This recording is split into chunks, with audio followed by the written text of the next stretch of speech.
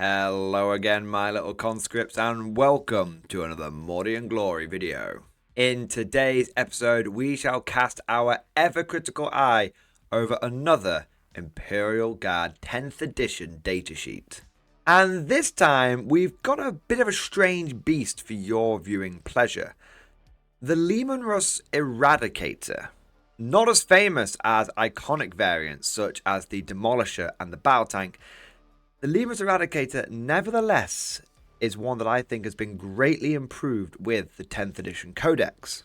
And dare I say it, in the right detachment, with the right tactics, this could become the go-to Leman Russ for a lot of Guard commanders. A bold statement, a classic Mordian Glory hot take. I really am going to need to back this one up. So without further ado, let's mount up, roll out, and drive right into this thing.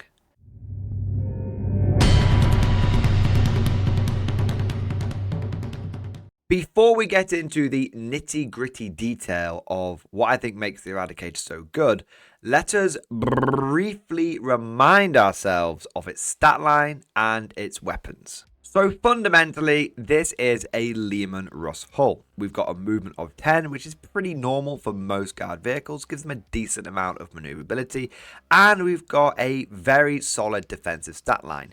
Toughness 11 plus a 2+ save and 13 wounds is going to make us eminently resistant to small arms and even a lot of special weapons like plasma and melter, which are going to be struggling to wound us aiming for like 5s and 6s. However, T11 does mean we are at risk to quote-unquote true anti-tank because things like las cannons and their equivalent and stronger are going to be wounding us on 3s, which means if they hit, they do tend to wound. But thanks to our 2+ save, the benefit of cover, and maybe our 13 wounds, we should be able to take a few of those las cannon blasts before we go down. One thing that the Leman Russ is famous for is it is pretty durable, but it's important as a Guard commander to understand its limitations, and it isn't invincible. Leadership of 7 is fine. It is what it is. It's the Guard standard leadership. Objective control of 3 isn't that exciting either, because unlike big blocks of infantry or even bigger tanks at the Rogal Dawn, it's not really enough to start flipping or contesting objectives. Rarely will the objective control of the Russ come up, but when it does, it's a nice to have. That covers its defensive stat line. Now let's get into its unit composition. Unsurprisingly, this unit consists of one Leman Russ Eradicator. I would be quite concerned if that started saying like Chimera or something.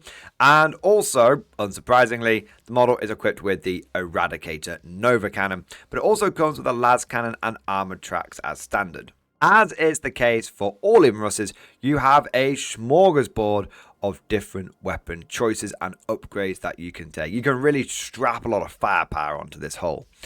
Starting off, we can replace the las cannon with a heavy bolt or heavy flamer. You don't really want to do this.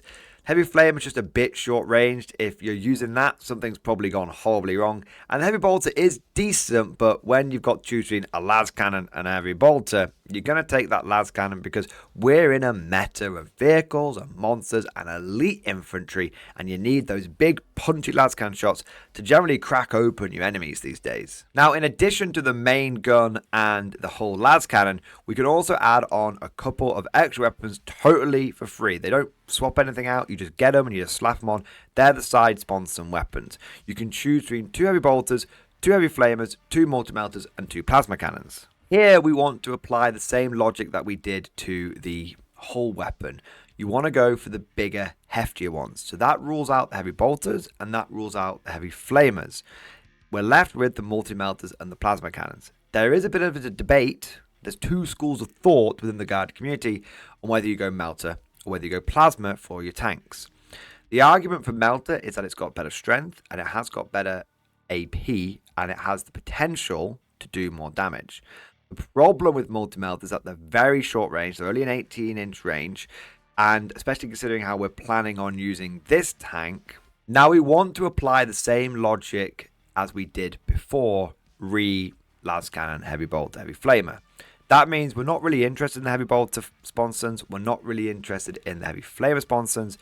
It's all about the multi-melters and the plasma cannons. Now, there are 2 schools of thought in the Guard community about which one of these weapons you should go for. I want to make something abundantly clear. generally speaking, both are fantastic options. The multi-melters certainly have the potential to do more damage. Plasma cannons certainly have potential for longer range. If we look at the two different weapon choices here, you can see that the multi-melter is half the range of the plasma cannon.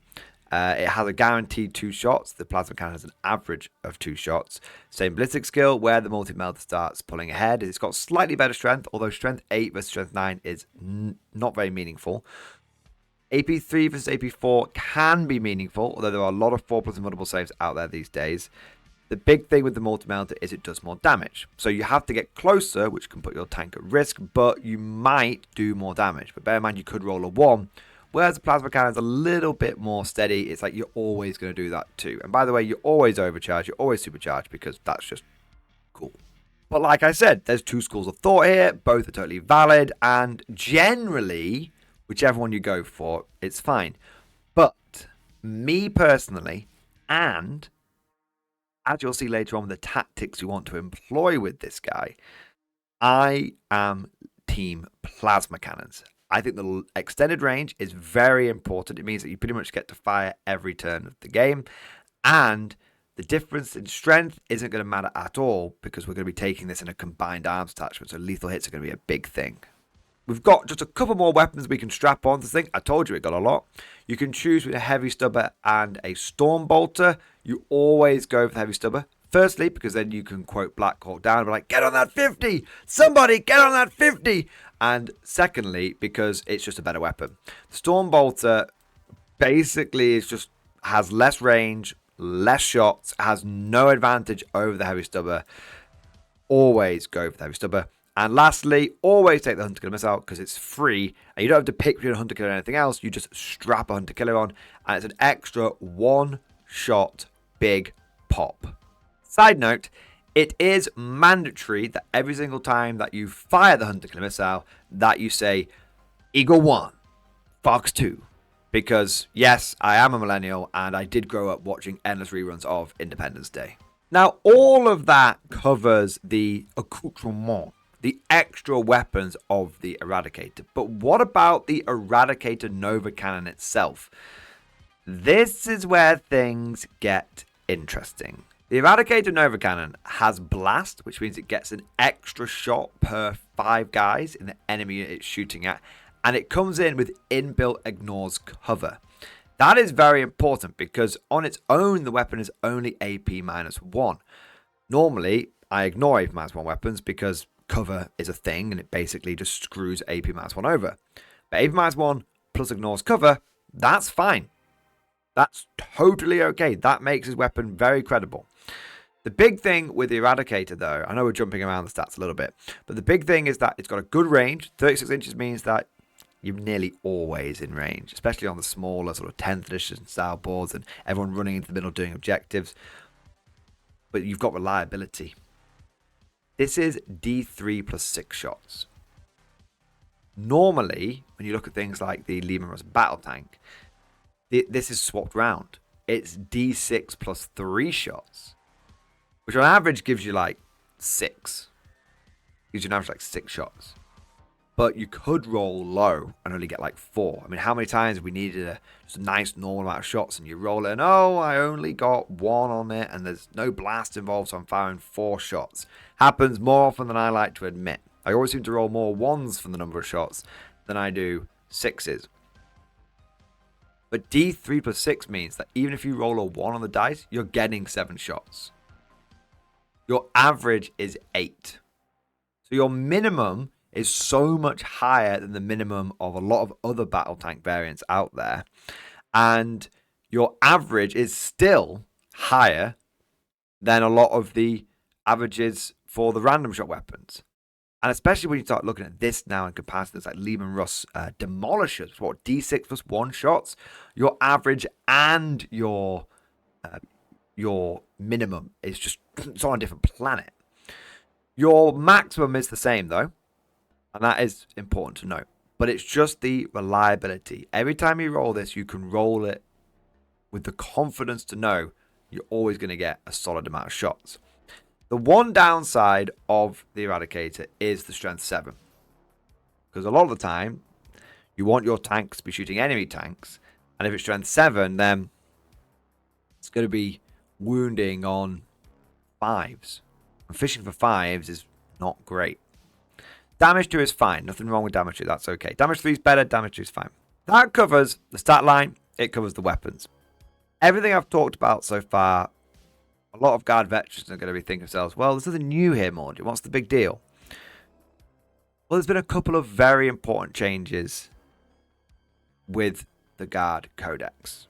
Some of these came in a bit early with like balanced data slates and stuff, but now that they're here and they're settled, there's a couple of really important things that have changed for the Eradicator that I think now, controversially, can put it above things like the Demolisher, which is a great variant of tank, and can put it above a lot of other variants.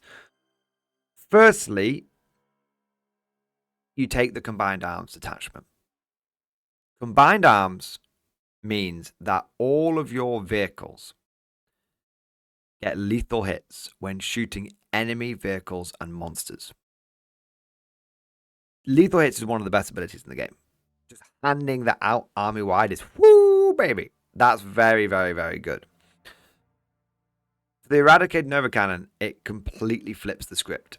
Because rather than fishing for 5s and 6s to wound against enemy vehicles, you can try and score lethal hits. Now, again, you're still fishing for 6s, but on average, each time you fire the Eradicator, you're going to get at least 1 lethal hit. And if you spike, you can start getting 2 or 3 lethal hits. And it happens, again, more often than you think it happens. And then you get the wound roll where, again, you can just start building up these wounds on 5s and 6s. And every time you fire the Eradicator Nova Cannon, you should be getting like 3+ wounds with this thing. No dramas whatsoever. And that's just from the main gun. And then you've got the Las Cannon. Then you've got the Plasma Cannons. Then you've got the Heavy Stubber. Then you've got the Hunter Killer Missile. So this thing is no longer so limited into the anti-infantry role.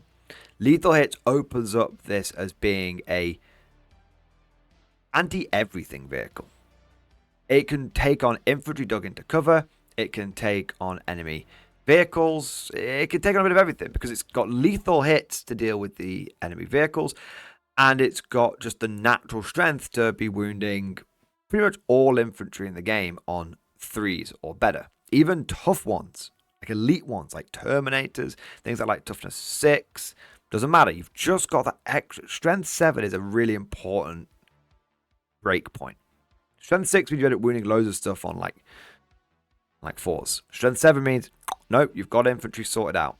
So I really like the strength break point. I really like combining that with lethal hits. And I really like the range. We'll have 36-inch range on the Eradicator Nova Cannon. We're going to have a 36-inch range on the Plasma Cannons. We're going to have a 48-inch range on the Las Cannons. We're going to have a 48-inch range on the Hunter Killer. We're going to have a 36-inch range on the Heavy Stubber. Our minimum range is 36 inches. This means we don't have to expose ourselves anywhere near as much to be able to bring our firepower to bear. And this leads me onto the real hot tamale. The biggest improvement, the biggest thing which has changed about the Eradicator. Yes, that's it. We're finally there. I'm going to stop blueballing you.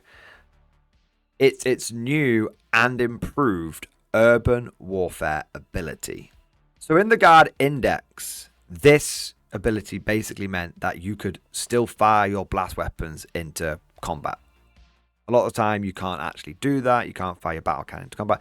But it said, don't worry about you having blast. Just fire everything you want into the combat you're in. Oh, and also you don't suffer the -1 to hit for being in engagement range as well with big guns never tire. They've changed it. It's much better now. Urban warfare. Each time a ranged attack targets this model, if this model has the benefit of cover against that attack, subtract 1 from the damage characteristic of that attack. That is huge. Absolutely massive. It boosts the durability of your tank significantly. There's a lot of damage to out there. A lot of damage to melee, a lot of damage to range weapons. Damage to is so common that when people are going to like competitive teams tournaments, and they're trying to make sure they're getting the right matchup for the right player on their teams. That if someone has damage 2, there'll be some matchups which they just can't do. Because the enemy has like one strategy of like -1 damage, one ability for like -1 damage, and it just goes, can't do that. That's how big -1 damage is. It can fundamentally affect matchups. So having -1 damage on your tanks is great because you've already got that 2+ save, you've already got that T11, you've already got those 13 wounds. Now you're going to have the benefit of cover, which means they're going to have extra AP to start grinding through your save. And if they do grind through your save, now you're -1 damage. Completely locks out things like damage 2 weapons just do not become a threat to you anymore. And it even starts screwing over that lot of damage 3 weapons. Because plenty of anti-tank or wannabe anti-tank choices are flat damage 3, and that's kind of how they get through it. Like they just go bang, it's going to knock 3 wounds off you every single time. Now they're only damage 2. It just makes such a difference, and because your Russ has got 13 wounds rather than 12 like a lot of medium armor, it means that the enemy has to, if they are hitting you with damage 3, they're going to have to get 7 wounds through you, not 6. And that's presuming that you don't have something like a tech priest nearby who can start going and just regenerating the wounds on this thing. Imagine someone finally gets like a couple of damage.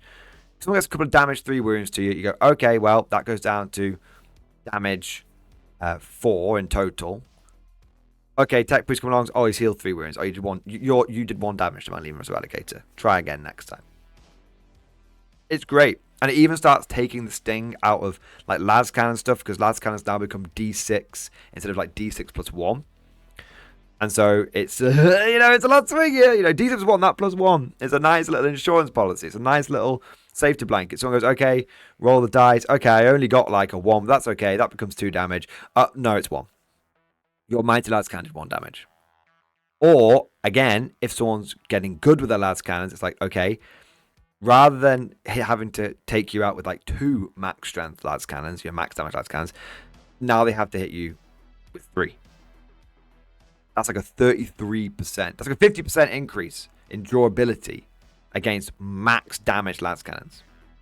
On average, the las cannons are going to be going from like 4.5 like damage, because like 3.5 plus 1 is 4.5. Now they're going to go back down to just 3.5. So again, now it's going to take 4 las cannons on average. And that's not 4 las cannon shots. That's 4 successful las cannon wounds.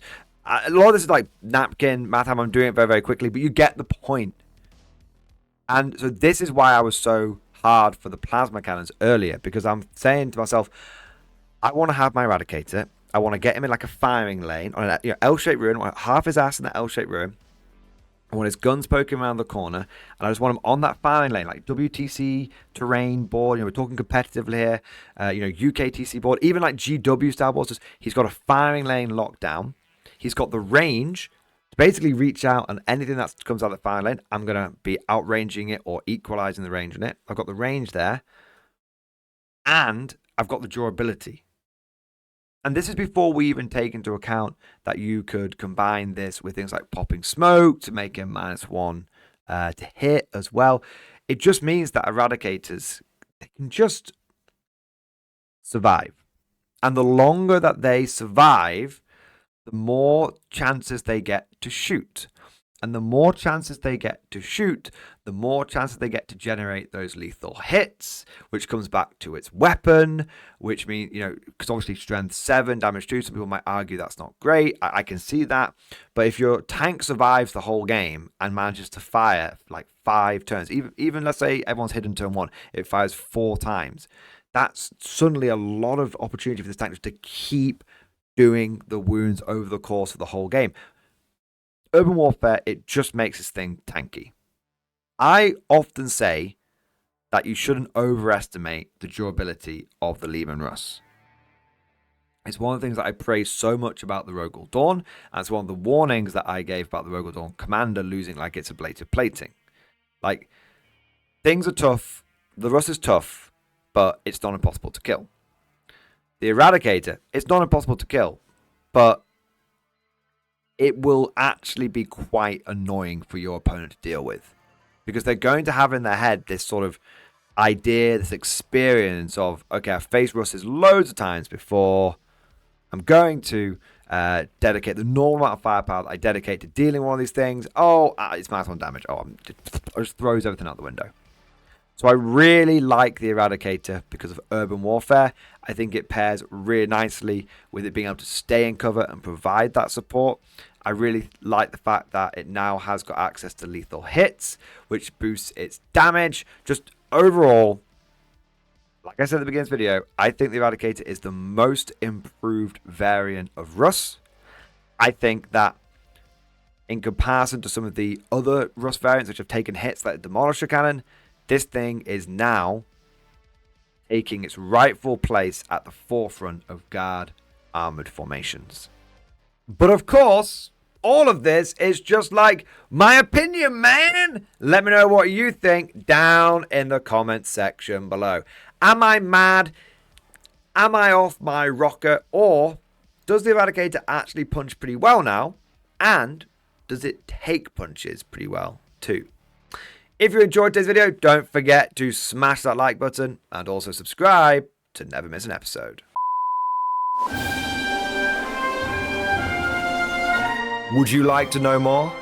If so, then please consider becoming a channel member or patron. By supporting the channel, not only will you be doing your part, but you'll also be helping me create more content for your viewing pleasure and unlocking a whole host of perks. You get everything from a badge next to your name, custom emojis, but the big one is access to the Mordian Glory Discord server, an online community with almost 2,500 active members. It's always popping off in the MG Discord. We've got channels for army lists, hobbying, tactics, stories, and even a pretty spicy meme section as well. For all you greenhorns that wanted to see the Mordian glory hole, today is your lucky day.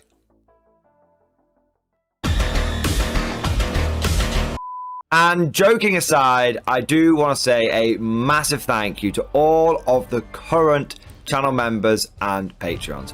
You guys are amazing, truly the lifeblood of the channel. I could not do Mordian Glory full time without the incredible and generous support of my members, so thank you guys so much. And last but certainly not least, I want to say a personal thank you to all of my top tier Patreons. These are the War Masters, the people who have truly gone above and beyond the call of duty. So a heartfelt thank you to Alex Dengal, Bonbon Vert, Lord Pryor, Mark Panconi, RJ Scorpion, Swordfish Trombone, Try Again Bragg, John Stubbs, Nick Walsh, Diesel Fox, and August Barney. Seriously guys, thank you from the bottom of my heart. Your support is incredible and it makes a huge difference. Thank you so much. That's all for now. Hope you've all enjoyed today's video, and of course, as always, see you guys next time.